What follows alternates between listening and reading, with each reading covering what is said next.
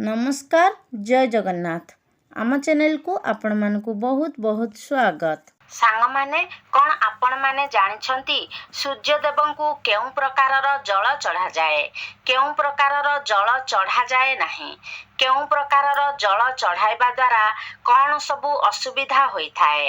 भगवान श्रीकृष्ण कहिले सूर्यदेवंकु एही जल चढ़ाइबा द्वारा मनुष्यर आयु कम होई जाइथाए।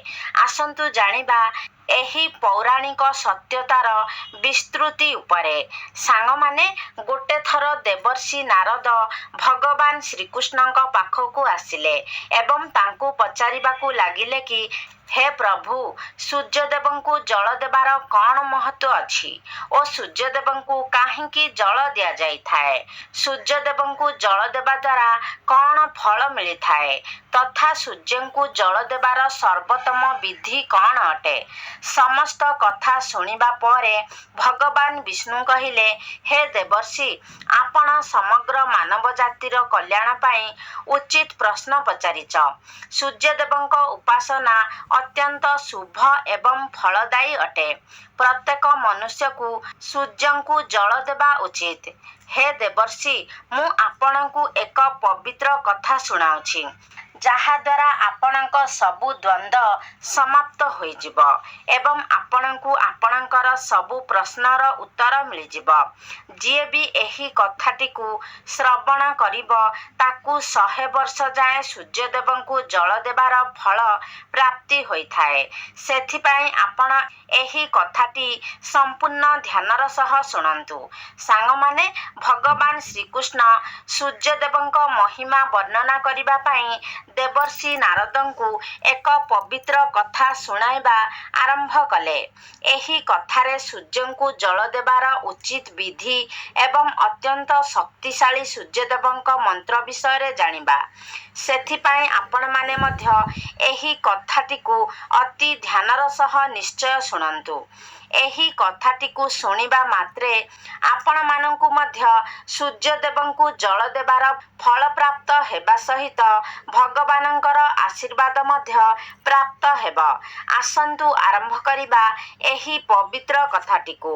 भगवान श्रीकृष्ण कहिले देवर्षि नारद प्राचीन कालरे गोटिए नगरी थिला। सेही नगरी रे मनोहर नामक ब्राह्मण निजर पत्नी मायावतींक सह बास करुथिले।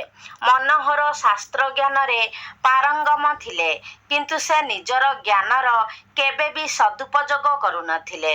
से तांको ज्ञानर उपयोग केवल धन उपार्जन पाई करुथिले। मनोहर निज जीवन रे केबे दान धर्म करि नथिले केबे भी सूर्यदेवंकु अर्घ्य अर्पण करू नथिले। से अत्यंत स्वार्थपर ओ अहंकारी स्वभावर लोक थिले। भगवान श्रीकृष्ण कहिले हे देवर्षि गोटे थर मनोहर बनरे जीवा समय रे तांकु एक विषधर सर्प कामुड़ी देला जहा द्वारा तांकर मृत्यु होईगला। मृत्यु परे मनोहर को जमदूत जमपुर को नहीं गले। सेठारे जमराज मनोहरर पाप एवं पुण्यर मूल्यांकन कले एवं मनोहर को नरक को पठाई देले। मनोहर अनेक वर्ष जाए नरकरे सजा भोगिला एवं तापरे प्राश्चित करिबा पाई पुणी थरे तांकु मनुष्य जन्म प्राप्ति हेला। मनोहरर द्वितीय जन्म एक गरीब शूद्र घरे हेला एवं द्वितीय जन्म रे तांकु अत्यंत दुख भोगिबाकु पड़िला।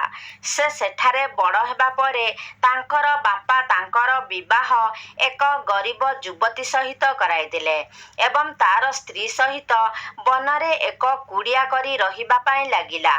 विवाहर अनेक वर्ष परे भी मनोहर बा से शूद्रर कौनसी संतान हेला नहीं। सेथिपाई से आहुरी भी अधिक दुखी रहिबाकु लागिला किंतु एमितिरे तार दुख समाप्त हेला नहीं।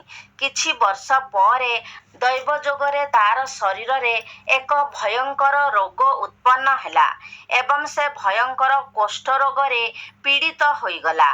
तार शरीर रे अगणित क्षत सृष्टि हेला आउ सेथिरु पूज पानी बाहरिबाकु लागिला। एबे से शूद्र କୌଣସି କାମ କରିପାରୁନଥିଲା ଏବଂ ଦିନସାରା ଘରେ ପଡ଼ି ରହୁଥିଲା। ତାର ସ୍ତ୍ରୀ ଜଣେ ପତିବ୍ରତା ନାରୀ ଥିଲେ। ତା ସ୍ୱାମୀଙ୍କ କୁଷ୍ଠରୋଗ ହେଲା ପରେ ବି ସେ ତାଙ୍କ ସ୍ୱାମୀଙ୍କୁ ଛାଡ଼ି ଚାଲି ଯାଇନଥିଲା ଏବଂ ନିଜର ସ୍ୱାମୀଙ୍କର ନିତ୍ୟ ସେବା କରୁଥିଲା। ସେ ତାର ସ୍ୱାମୀଙ୍କୁ ହିଁ ପରମେଶ୍ୱର ମାନି ତାର ପୂଜା କରୁଥିଲା ଏବଂ ତାର ସ୍ୱାମୀଙ୍କ ପାଇଁ ଭୋଜନର ବ୍ୟବସ୍ଥା କରୁଥିଲା। ସେହି ଶୂଦ୍ର ବହୁତ ଥର ମନ ଭିତରେ ଚିନ୍ତା କରୁଥାଏ କି କେଉଁ ଜନ୍ମର ପାପ ହେତୁ ମୋତେ କୁଷ୍ଠରୋଗର ଯନ୍ତ୍ରଣା ଭୋଗିବାକୁ ପଡ଼ୁଛି। ଏହିଭଳି ସବୁବେଳେ ଚିନ୍ତା କରି ସେ ସବୁବେଳେ ନିରାଶା ଓ ଉଦାସ ରହିବାକୁ ଲାଗିଲା। ଗୋଟେ ଦିନ ତାର ଘରକୁ ଜଣେ ସାଧୁ ମହାତ୍ମା ଆସିଲେ। ସେ ଶୂଦ୍ରର ସ୍ତ୍ରୀ ସେ ସାଧୁ ମହାତ୍ମାଙ୍କର ବହୁତ ସେବା କରିବାକୁ ଲାଗିଲେ। ଯେଉଁଥିରେ ପ୍ରସନ୍ନ ହୋଇ ସେ ସାଧୁର ସେ ଶୂଦ୍ରର ସ୍ତ୍ରୀକୁ ବର ମାଗିବା ପାଇଁ କହିଲେ ଏବଂ ସେ କୁଷ୍ଠରୋଗୀର ସ୍ତ୍ରୀ କହିଲା, ହେ ମହାତ୍ମା, ମୋ ପାଇଁ ମୋ ସ୍ୱାମୀ ହିଁ ସର୍ବସ୍ୱ ଅଟନ୍ତି। ଅର୍ଥାତ୍ ଆପଣଙ୍କୁ ବିନତି କରୁଛି କି ମୋ ସ୍ୱାମୀଙ୍କୁ ଠିକ୍ କରି ପୂର୍ବ ଭଳି ନିରୋଗୀ କରିଦିଅନ୍ତୁ। ଏହା ଶୁଣି ସେ ସାଧୁ ମହାତ୍ମା କହିଲେ, ଏହି ରୋଗ ତୁମ ସ୍ୱାମୀଙ୍କୁ ତାଙ୍କର ପୂର୍ବଜନ୍ମର କାରଣ ପାଇଁ ପ୍ରାପ୍ତ ହୋଇଛି। ଏହା ବିଧିର ବିଧାନ ଅଟେ। ମୁଁ ଏଥିରେ ହସ୍ତକ୍ଷେପ କରିପାରିବି ନାହିଁ। ଈଶ୍ୱର ମନୁଷ୍ୟକୁ ତାର ପାପକର୍ମର ଦଣ୍ଡ ନିଶ୍ଚିତ ରୂପେ ଦେଇଥାନ୍ତି। ତେଣୁ କେହି ବି ଏଥିରେ ବାଦ୍ ପଡ଼ିବେ ନାହିଁ। କିନ୍ତୁ ମୁଁ ତୁମକୁ ଏହାର ଉପାୟ କହିପାରିବି। ଏହି ରୋଗରୁ ବଞ୍ଚିବା ପାଇଁ ଏଥିପାଇଁ କେବଳ ଗୋଟିଏ ଉପାୟ ଅଛି। ତୁମେ ନିଜର ସ୍ୱାମୀଙ୍କୁ ନେଇ ସୂର୍ଯ୍ୟଦେବଙ୍କ ଶରଣକୁ ଯାଅ ଏବଂ ସୂର୍ଯ୍ୟଦେବଙ୍କୁ ନିତ୍ୟ ଉପାସନା କର। ସୂର୍ଯ୍ୟଦେବଙ୍କ କୃପାରୁ ତୁମର ସ୍ୱାମୀ କୁଷ୍ଠରୋଗରୁ ନିଶ୍ଚୟ ମୁକ୍ତ ହୋଇଯିବେ ଏବଂ ତାକୁ କାମଦେବ ସମାନ ରୂପ ପ୍ରାପ୍ତ ହୋଇଯିବ। ପୁଣି ସେ ସାଧୁ ମହାତ୍ମା ସେ ସ୍ତ୍ରୀକୁ ସୂର୍ଯ୍ୟଦେବଙ୍କ ଉପାସନା ବିଧି ବିଷୟରେ କହିଲେ। ସେ ବିଧିକୁ ଜାଣିବା ପରେ ସେ କୁଷ୍ଠରୋଗୀର ସ୍ତ୍ରୀ ନିଜ ସ୍ୱାମୀଙ୍କ ସାଥିରେ ମିଶି ସମ୍ପୂର୍ଣ୍ଣ ନିଷ୍ଠା ଓ ଶ୍ରଦ୍ଧାର ସହିତ ସୂର୍ଯ୍ୟଦେବଙ୍କ ପୂଜା ଓ ଉପାସନା କଲେ ଏବଂ ଦେଖୁ ଦେଖୁ ତାର ସ୍ୱାମୀ କିଛି ଦିନ ମଧ୍ୟରେ ସମ୍ପୂର୍ଣ୍ଣ ସୁସ୍ଥ ହୋଇଗଲେ ଏବଂ ସେ କୁଷ୍ଠରୋଗରୁ ପୂରାପୂରି ମୁକ୍ତି ପାଇଗଲେ ଏବଂ ସୂର୍ଯ୍ୟଦେବଙ୍କ କୃପାରୁ ସୁନ୍ଦର ରୂପ, ବଳବାନ ଶରୀର ତଥା ଧନ ସମ୍ପତ୍ତିର ପ୍ରାପ୍ତି ହେଲା ଏବଂ ସେ ଶୂଦ୍ର ବହୁତ ଧନବାନ ହୋଇଗଲା। ଭଗବାନ ଶ୍ରୀକୃଷ୍ଣ କହିଲେ, ହେ ଦେବର୍ଷି ନାରଦ, ଏବେ ମୁଁ ତୁମକୁ ସୂର୍ଯ୍ୟଦେବଙ୍କୁ ପ୍ରସନ୍ନ କରିବାର ବିଧି ଏବଂ ମନ୍ତ୍ର ବିଷୟରେ କହୁଛି, ଯାହାକୁ କରିବା ଦ୍ୱାରା ମନୁଷ୍ୟର ସବୁ ରୋଗ ନଷ୍ଟ ହୋଇଯାଇଥାଏ। ସେ ମନୁଷ୍ୟକୁ ଉତ୍ତମ ସ୍ୱାସ୍ଥ୍ୟ ଏବଂ ସୁଖ ସମୃଦ୍ଧିର ପ୍ରାପ୍ତି ହୋଇଥାଏ। ପ୍ରଭୁ ଶ୍ରୀକୃଷ୍ଣ କହିଲେ, ହେ ନାରଦ, ପ୍ରତିଦିନ ସୂର୍ଯ୍ୟଦେବଙ୍କୁ ଜଳ ଚଢ଼ାଇବା ଏକ ଏମିତି ନିୟମ ଅଟେ ଯାହା ମନୁଷ୍ୟ ଜୀବନର ବହୁତ ବଡ଼ ପରିବର୍ତ୍ତନ ଆଣିଥାଏ। ସୂର୍ଯ୍ୟ ଶକ୍ତି ଏତେ ଅଲୌକିକ ଅଟେ କି ଏହା ବିନା ସମଗ୍ର ଧରିତ୍ରୀ ମାତା ଧ୍ୱଂସ ବିଧ୍ୱଂସ ହୋଇଯାଇପାରେ। ସୂର୍ଯ୍ୟଦେବ ପ୍ରକାଶ, ସକାରାତ୍ମକ, ଇନ୍ଦ୍ରିୟ ସଂଯମତା, ଶକ୍ତି ଆଦିର ଦେବତା ଅଟେ। ସୂର୍ଯ୍ୟଦେବଙ୍କୁ କେବଳ ଜଳ ଚଢ଼ାଇବା ଦ୍ୱାରା ସବୁ ସଙ୍କଟ ଦୂର ହୋଇଯାଇପାରିବ। ସଂସାରର ସମସ୍ତ ସଙ୍କଟର ଉପାୟ ସୂର୍ଯ୍ୟଦେବଙ୍କ ପାଖରେ ଅଛି। ସୂର୍ଯ୍ୟଦେବଙ୍କ ଉପାସନା କରିବା ଦ୍ୱାରା ଆତ୍ମା ଶୁଦ୍ଧ ହୋଇଥାଏ ଏବଂ ମନୋବଳ ଦୃଢ଼ ରହିଥାଏ। ସୂର୍ଯ୍ୟୋଦୟ ସମୟରେ ସୂର୍ଯ୍ୟଙ୍କର କିରଣରେ ବାତାବରଣ ପବିତ୍ର ଓ ସକାରାତ୍ମକ ହୋଇଯାଇଥାଏ। ଯଦି ପ୍ରତିଦିନ ସ୍ନାନ କରି ସୂର୍ଯ୍ୟଦେବଙ୍କୁ ମନ୍ତ୍ର ଉଚ୍ଚାରଣ କରି ଜଳ ଚଢ଼ାଇବା, ତାହେଲେ ଏହାର ଅନେକ ଫଳ ମିଳିଥାଏ। ଜାତକରେ ଅନ୍ୟ ଗ୍ରହମାନଙ୍କ ଭଳି ସୂର୍ଯ୍ୟଙ୍କର ଶୁଭ ଅଶୁଭ ସ୍ଥିତିରେ ରହିବା ଦ୍ୱାରା ଜୀବନ ଉପରେ ବି ଏହାର ଶୁଭ ଅଶୁଭ ପ୍ରଭାବ ପଡ଼ିଥାଏ। ଜାତକରେ ସୂର୍ଯ୍ୟ ଶୁଭ ସ୍ଥାନରେ ରହିଲେ ମନୁଷ୍ୟକୁ ସମାଜରେ ଭରପୁର ମାନସମ୍ମାନ, ଯଶ ଓ ପ୍ରସିଦ୍ଧି ମିଳିଥାଏ।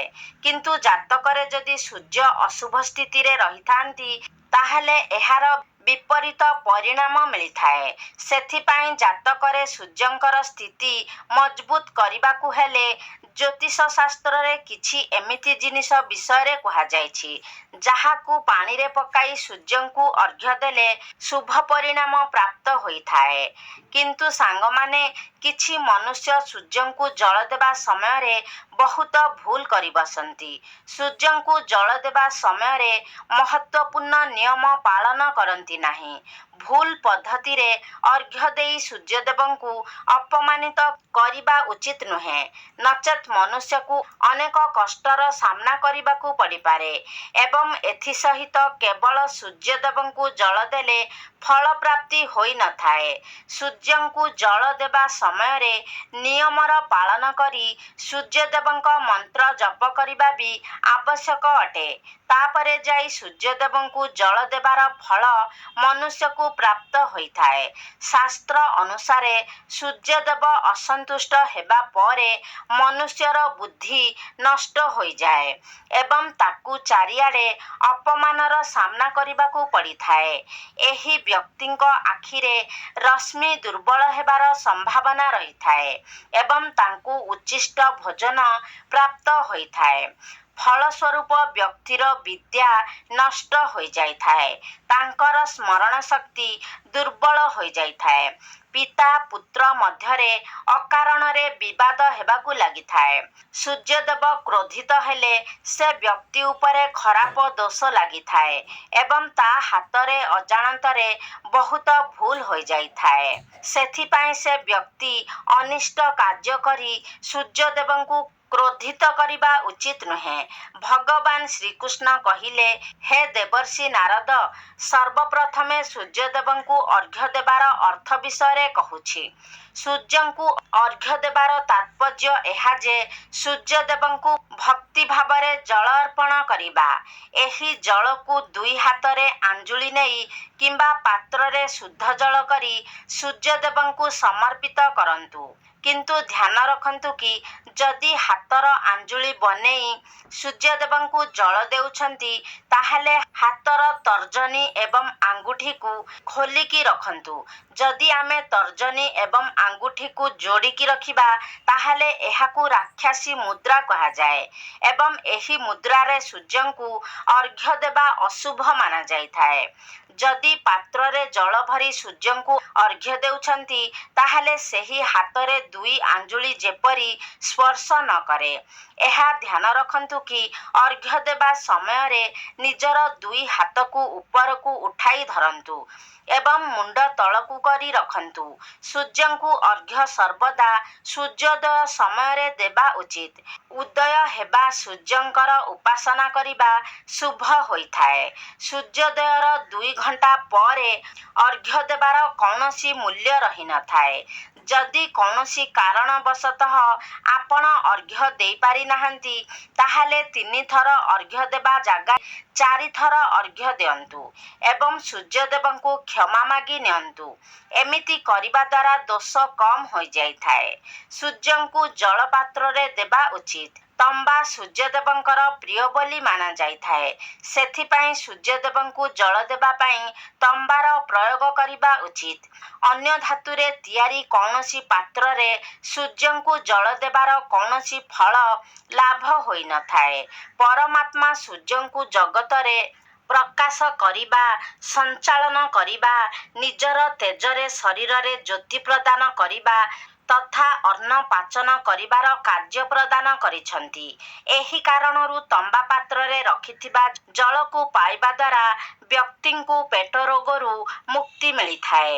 ତମ୍ବା ପାତ୍ରରେ ଗଙ୍ଗାଜଳ କିମ୍ବା ପବିତ୍ର ନଦୀର ଜଳ କିମ୍ବା ଶୁଦ୍ଧ ଜଳର ପ୍ରୟୋଗ କରନ୍ତୁ। ମାତ୍ର ଖାଲି ଜଳରେ ଅର୍ଘ୍ୟ ଅର୍ପଣ କରିବା ଉଚିତ ନୁହେଁ। ଜଳ ପାତ୍ରରେ ଜଳ ସହିତ ଲାଲ ଫୁଲ, ରକ୍ତଚନ୍ଦନ ଓ ଅକ୍ଷତ ନିଶ୍ଚିତ ରଖନ୍ତୁ। ଆପଣ ଚାହିଁଲେ ଜଳରେ ଅଳ୍ପ ଘିଅ, ମହୁ, କ୍ଷୀର ବା ଗୁଡ଼ ଇତ୍ୟାଦି ପକାଇ ପାରିବେ। ସୂର୍ଯ୍ୟଦେବଙ୍କ ଅର୍ଘ୍ୟ ଦେବାର ଉଚିତ ସମୟ ହେଉଛି ଅର୍ଥାତ୍ ପ୍ରାତଃ କାଳରେ ସୂର୍ଯ୍ୟ ଲାଲ ରଙ୍ଗର ଦେଖାଯାଉଥିବା ସମୟରେ ଅର୍ଘ୍ୟ ଅର୍ପଣ କଲେ ସର୍ବଶ୍ରେଷ୍ଠ ଫଳ ମିଳିଥାଏ। ଯଦି କୌଣସି ମନୁଷ୍ୟ ସୂର୍ଯ୍ୟଦେବଙ୍କୁ ଅର୍ଘ୍ୟ ଦେବାର ସଂକଳ୍ପ ନେଇଥାଏ ତାହେଲେ ତାକୁ କେବେ ବି ଭାଙ୍ଗିବା ଉଚିତ ନୁହେଁ। ଏମିତି କରିବା ଦ୍ୱାରା ସୂର୍ଯ୍ୟଦେବ ଅସନ୍ତୁଷ୍ଟ ହୋଇଯାଇଥାନ୍ତି। ସାଙ୍ଗମାନେ, ଭଗବାନ ଶ୍ରୀକୃଷ୍ଣ ସୂର୍ଯ୍ୟଦେବଙ୍କୁ ଜଳ ଦେବାର ମନ୍ତ୍ର ବିଷୟରେ କହିଲେ, ଯାହାର ଉଚ୍ଚାରଣ ନିଶ୍ଚିତ ଭାବରେ କରିବା ଉଚିତ। ସେ ମନ୍ତ୍ର ଏହି ପ୍ରକାର ଅଟେ: ଓମ୍ ଘୃଣୀ ସୂର୍ଯ୍ୟାୟ ନମଃ।